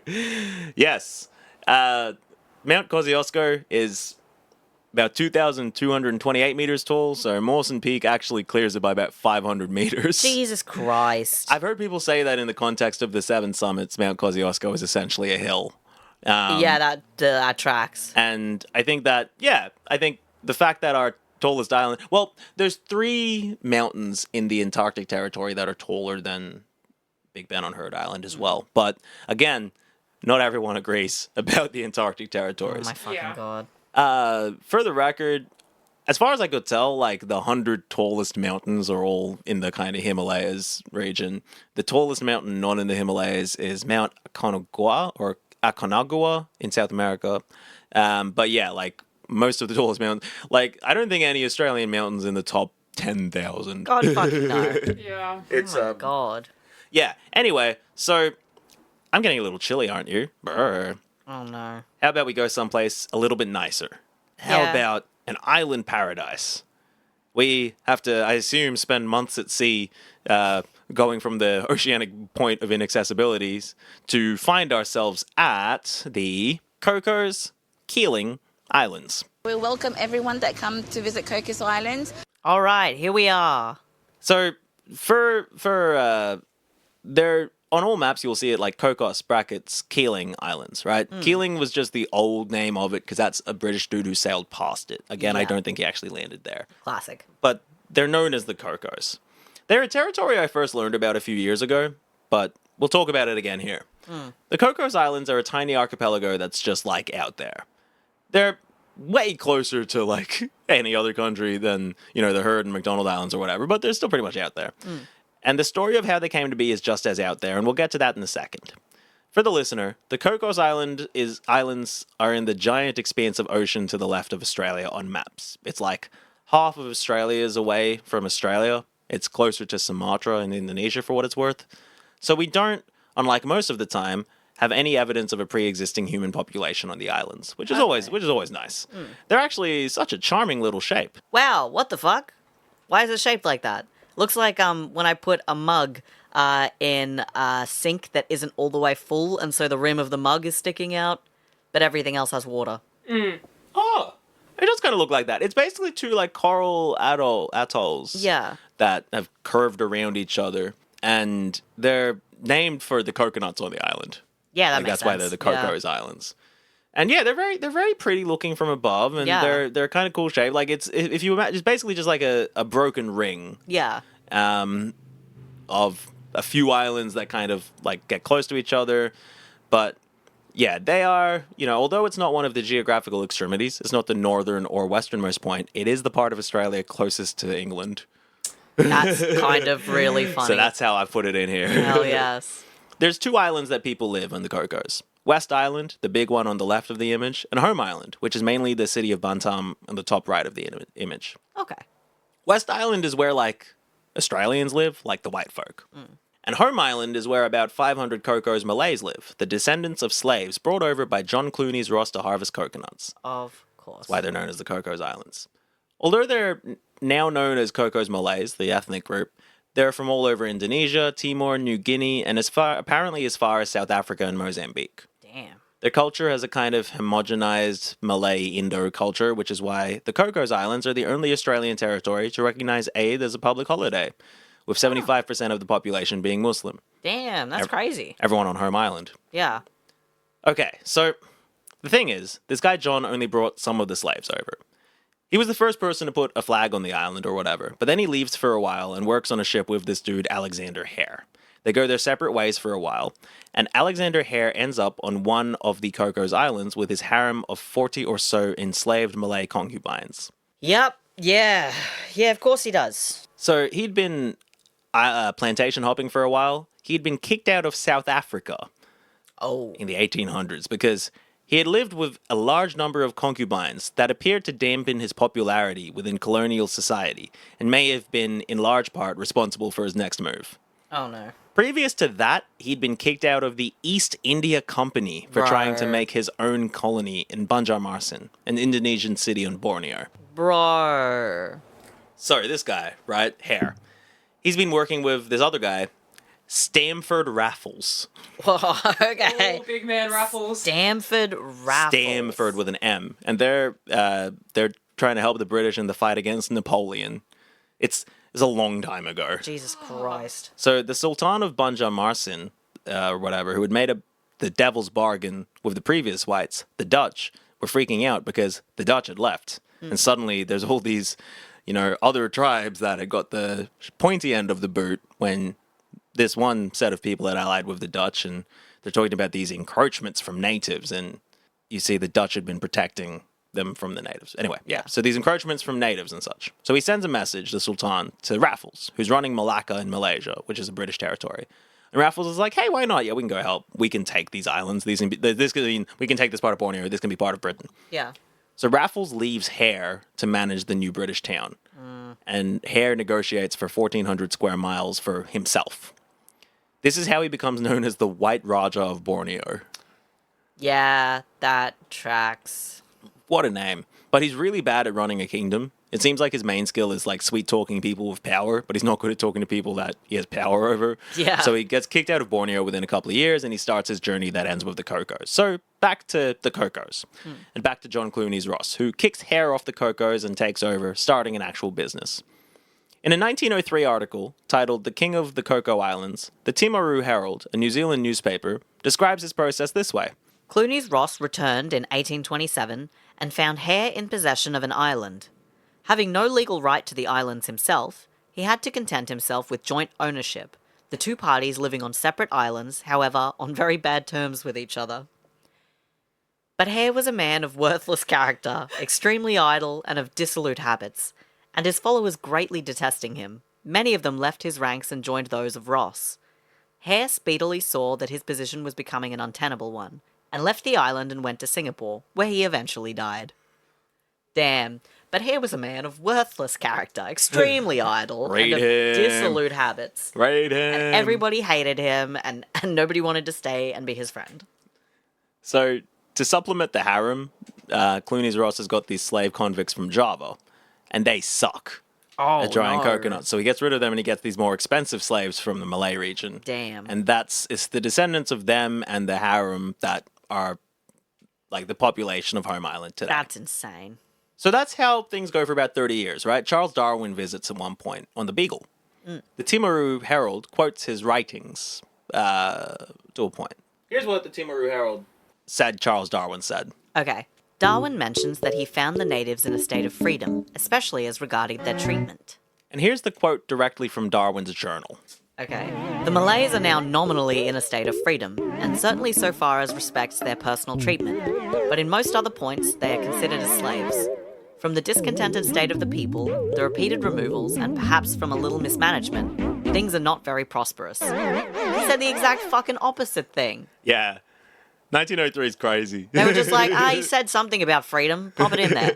Print. Yeah, so the British don't really care about the Cocos. Again, they're in the middle of nowhere and they're making fucking copra, which is like dried coconut. So it's not even like yummy coconut. They visit in 1857, right? And they send like a general and they're like, we claimed this island, Coco Island, for the British Empire. And they realize on the way back that they were on the wrong Coco Island, so they have to come back to do it properly. Oh my fucking God. The guy's not that far off if you're the size of a planet. God, what?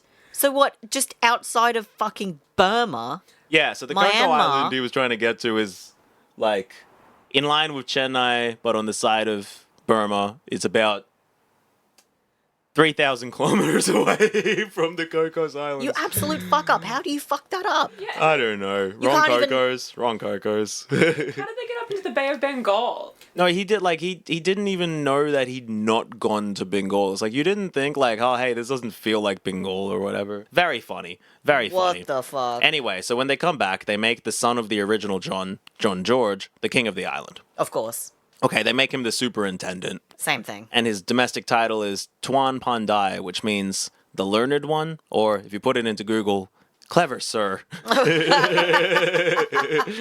I will be your new clever sir. So the dynasty runs for a while pretty much like this. John George has George with one of his women, Spear Dupont. George goes to Scotland to study engineering and comes back to become king or whatever. And he takes the title Tuan Tingi, which means something like High Lord. He marries one of the villagers, Ineen, and he has John Sidney Clunies Ross in 1868. By the late 1800s, Queen Victoria had said the Clunies Ross family could run the Cocos for as long as they wanted.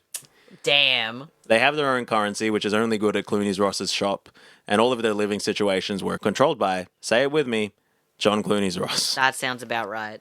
Things are mostly normal, as it were, until, the Second World War, by which time the Cocos Islands are kind of way closer to Singapore and Australia because of planes and shit. There's also a brief mutiny by some of the Sri Lankan soldiers against their British officers who were stationed on the island, but obviously it doesn't plan out.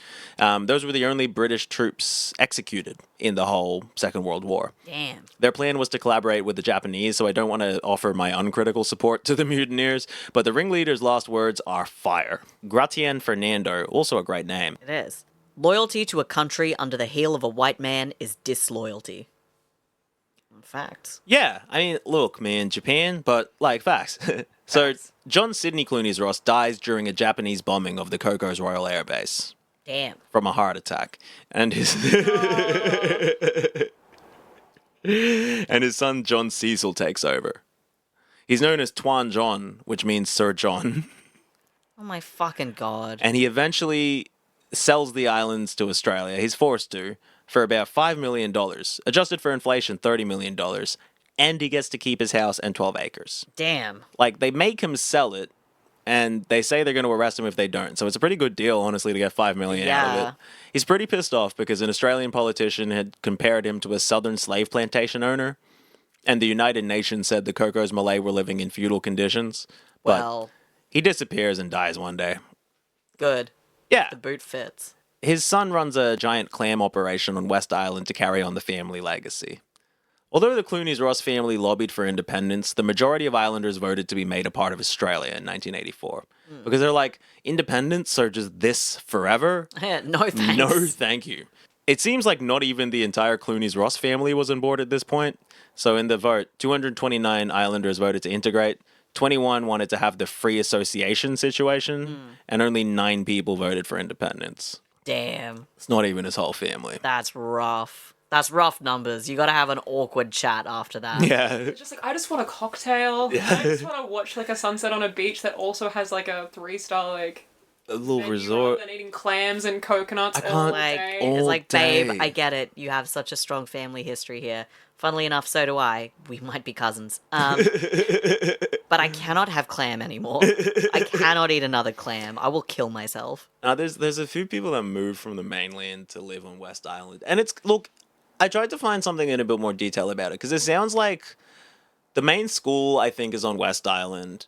And a lot of people who live on Home Island work service roles in West Island, which has the more resorty things and is where all the white people live. Yeah. So it does still seem like it's kind of segregated service economy. But also, apparently, the West Islanders all celebrate Eid and stuff. There's a couple of West Islanders who have married into the Home Island community, which is weird. It's always weird seeing an Australian dude in one of those Muslim hats. Yeah, true. It never looks right. But yeah. So the Cocos is somewhere between idyllic Muslim island paradise and cheap aircraft carrier for Australia. It was briefly in the news again for a few years as Tamil refugees from Sri Lanka would land there. And they're like, we're in Australia now. You have to look after us. Now we've made it. It was the counter to stop the boats, right? Yeah. It was they're all right, well... If you want this, if then we can't get to the mainland, mainland, we'll get to any of your island extremities. Yeah. They were bust out in darkened vans and flown back to Sri Lanka.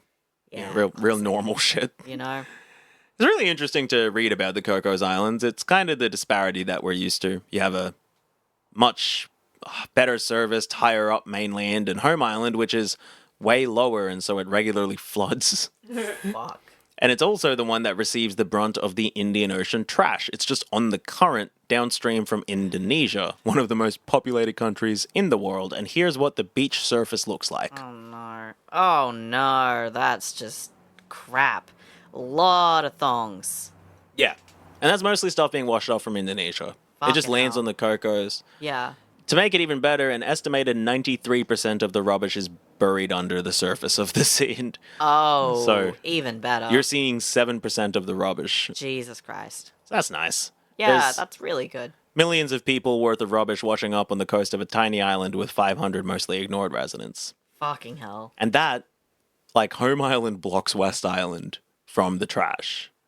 The trash is coming from Indonesia. It hits Home Island, builds up there. West Island is higher up, doesn't flood, has all the white people on it. Of course it does. And the Home Islanders work there. Fuck's sake. Anyway, that's enough time out in the Cocos. Maybe we'll visit one day, but that's mostly impossible because of my fears of flying in water. And that actually is also enough time for us today.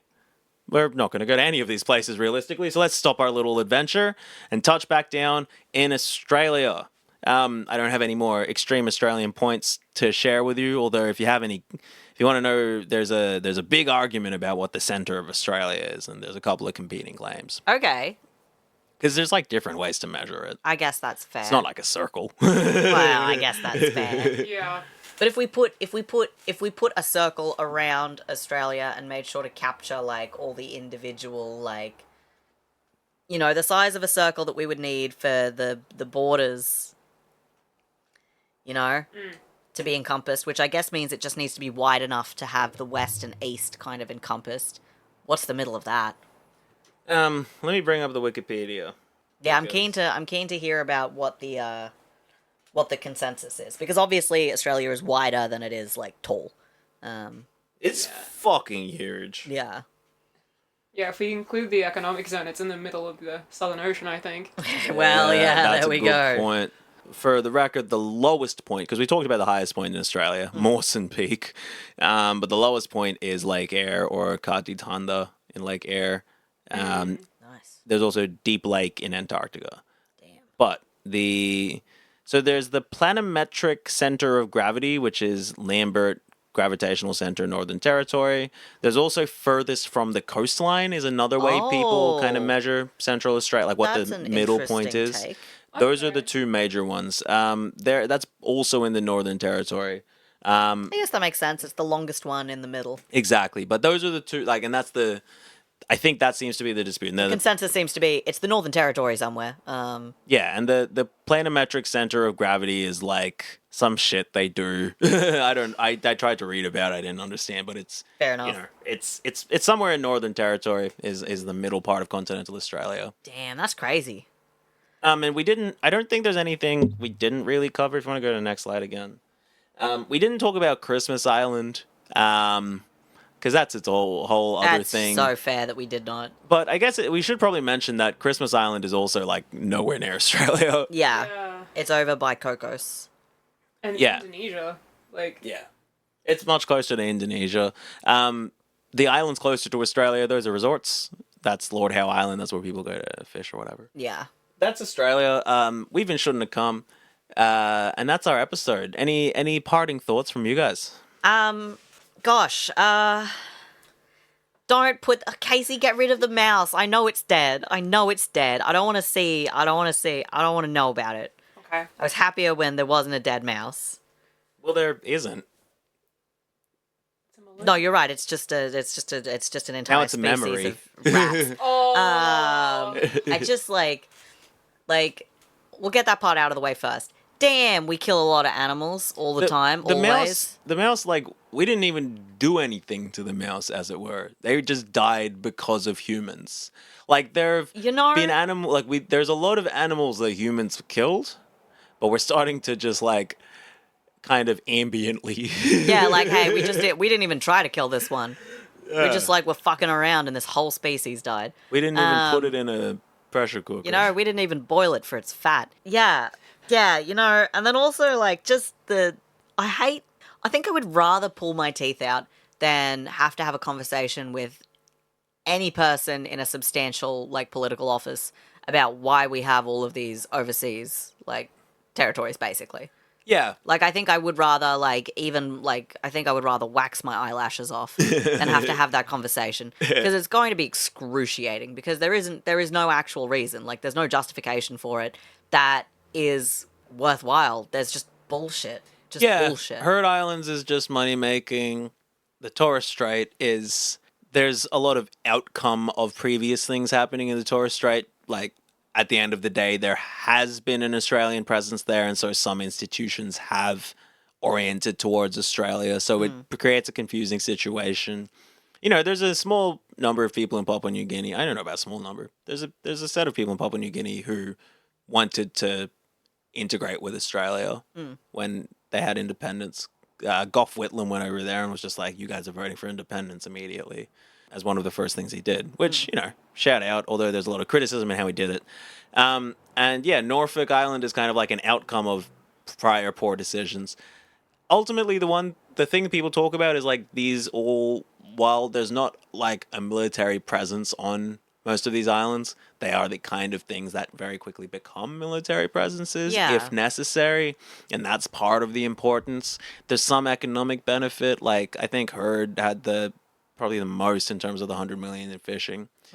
And the Antarctic ones is like research or whatever. Yeah, and speaking of military stuff as well, I think it's very interesting given like the recent developments of Australia, the US, and Japan all kind of like getting together to do joint training operations. And Australia's just purchased. Japan's building our submarine. Yeah, well, they're not building our submarine. They're building our naval warships. Oh, good. Thank you very much. We're gonna invade Boigu Island. You know, they're building our naval warships, and lucky us, Australia is going to be the first country to receive a Japanese warship, other than Japan. They have never given one or sent one out to another country before, so there are questions about, like, hey, like, are they any good? When's the last time you used these? You know? But apparently they're building us a bunch of warships, and the idea is that they will, over the course of, like, I don't know, 5 or 10 years, they'll bring people over to Perth to teach, like, Perthians or whatever, how to, like, make Japanese warships, and so that we will also have construction here, but the first, like, I don't know, half a dozen ships will be from Japan. And then I wonder how much that's going to cost. Well, it surely doesn't fucking matter, because we're all going to be obliterated by the time any of this matters anyway. That's true. That's true. Let's obliterate our consciousness and start the long wind down to sleep. Shouldn'ta Come is a production of the three of us in the studio. You can, if you'd like to support the show, and we will be getting back to Patreon episodes soon. Like I mentioned, we've had some changes in job schedules, so things have been a little bit up and down. But if you'd like to support the show, which we do appreciate, it's at patreon.com/shouldntacome. That's SHOULDNTACOME. You can also, if you would like, email us, shouldntacome@gmail.com. You can follow us on YouTube, where we'll, be having this episode as our first proper video. I mean, not video episode, but slideshow episode, like the Well, There's Your Problem podcast. YouTube.com/@shouldntacome. And if you'd like, the demo of my album is available on Bandcamp, yanniX.bandcamp.com. That was Australia. We learned about the furthest points. I've been Yanni. I have been Kieran. I've been Casey. And Archie's been sleeping for the last hour or so. Thank God. Thanks for joining us. We'll be back next week to talk about Eurovision. Yes, we shall. This episode comes out ages from now. That's it. Yeah. I'm cool with that. Gosh, like I hope current pop culture reference is still cool and poppin' and relevant. I hope Nothing happens in the next few weeks. Don't worry about why. Nope. God, I hope Tasmania doesn't burn down by our next episode. It's like, man, we should really do a Tasmania episode. I thought you were gonna say Katie Miller-Heidke goes on a rampage, and then we were like, "You didn't see anything." Heard Island just fucking explodes. Heard Island. Katie Miller-Heidke goes to Heard Island to try to take it for herself. Oh yeah, you just see her on that. God damn it, hitting those high notes. Just going, exactly. Over the tallest mountain in Australia. She claims it for the Heidke dynasty. She's now worshipped as a flame goddess. By all the people who live on Heard Island. Anyway. Bye, everyone. Bye. Bye.